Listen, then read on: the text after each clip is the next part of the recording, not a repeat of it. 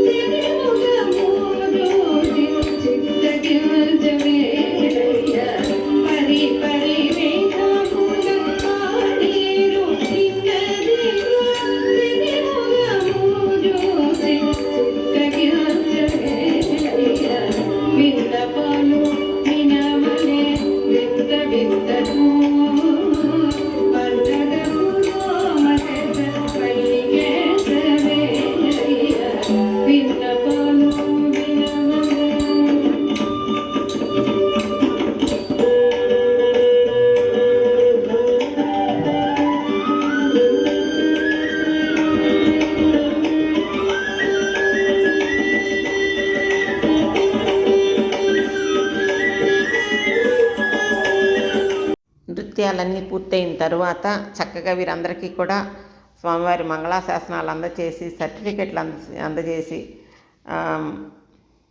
YTR trust chairman అయినటువంటి తులసిరామ్ గారి భార్య సుజాత గారు, అలాగే మరి జీర్ స్వామీజీ వారి యొక్క శిష్యురాలు మాతా శారదామ్మ గారు వీరు చక్కగా వేదిక మీదకి వచ్చి, అట్లాగే